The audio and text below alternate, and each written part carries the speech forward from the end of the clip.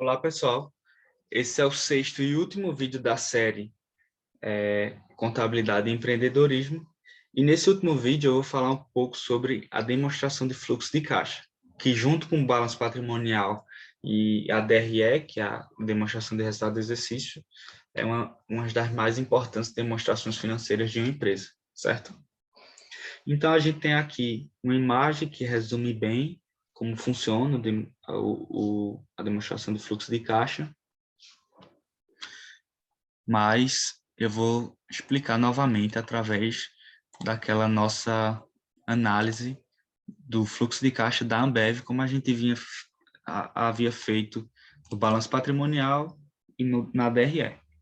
Então, o que seria a demonstração de fluxo de caixa? Seria a variação do caixa da empresa ao longo de um período, de forma detalhada, porque, como você pode ver aqui, o balanço patrimonial ele mostra todos os ativos e todos os passivos, e a diferença disso sobra o patrimônio líquido da empresa, como eu havia comentado no vídeo anterior.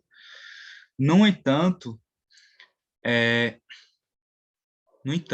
aqui nos ativos, se a gente for ver, a gente tem uma linha aqui que fala só sobre caixa e equivalente de caixas, certo? Então, é tudo que a empresa tem em caixa.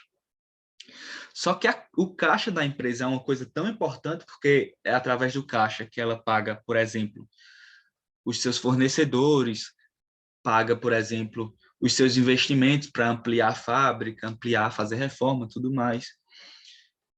Paga também seus financiamentos, seja os juros da dívida, seja o pagamento do dinheiro aos sócios, aos donos, etc. Então, caixa é uma coisa tão importante que tem uma demonstração financeira só para ver como ele se comportou. E essa demonstração financeira chama-se demonstrativo de fluxo de caixa.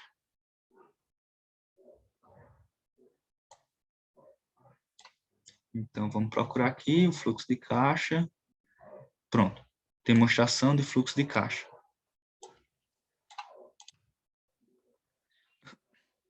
Ó, como a gente viu aqui, todas essas demonstrações financeiras ela têm relação entre elas, viu? Porque aqui, ó, a gente viu a DRE nos primeiros vídeos, e a gente viu que o lucro líquido foi de 2 bilhões e 700 milhões. Então, aqui no fluxo de caixa já mostra aqui o lucro líquido da empresa. Foi de 2 milhões 700 milhões. Aí teve 1 bilhão e 263 milhões de depreciação. Aí teve perda por falta de pagamento nas contas a receber, nos estoques, nas demais contas, ela perdeu 27 milhões porque os seus credores não pagaram a ela. Teve aumento nos benefícios a funcionários, ela gastou 26 milhões. Aí teve o resultado financeiro de 1 bilhão. Aí teve um ganho na venda de imobilizado e intangíveis. Imobilizado é como já disse, é o que está, de fato, como o próprio nome já diz, imobilizado. Tipo, os maquinários, os carros, as coisas dela, da empresa. Os terrenos, etc. Então, como ela vendeu imobilizados, teve um ganho de 27 milhões. Aí teve despesa com pagamentos, ó, 105 milhões. Tudo isso aqui é saída, né? Aí, após tudo isso, teve o fluxo de caixa das atividades operacionais, que é o quanto entrou de dinheiro após as vendas, o aumento ou redução nos estoques, a redução nas contas, o aumento ou redução, nesse caso aqui foi redução, né, porque está entre parênteses, redução, entre parênteses, teve redução nas contas a pagar, aí também teve a geração, no final disso, teve a geração de caixa nas atividades operacionais, e foi de 4 bilhões, certo?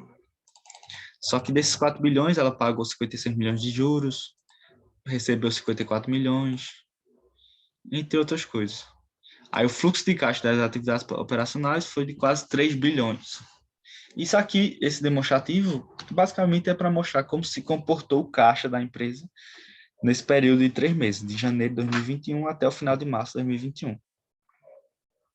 Aí também, além do fluxo de caixa operacional, também tem o fluxo de caixa de investimentos, que é quanto ela está investindo para aumentar, aumentar suas operações, seja ampliando a empresa, seja construindo outras fábricas, etc. E o fluxo de caixa de atividades financeiras, que é basicamente o quanto ela gastou ou ganhou com a parte financeira, né? Seja pagando juros, gastando, né? Pagando juros, ou ganhando juros com o dinheiro que ela tem em caixa. Que como a gente viu lá no balanço patrimonial, ela tem muito dinheiro em caixa. Então, no caso aqui, houve uma redução no caixa, porque está entre parênteses aqui, redução. Houve uma redução de 663 milhões no caixa, e o caixa equivalente de caixa no início do período era 17 bilhões, aliás.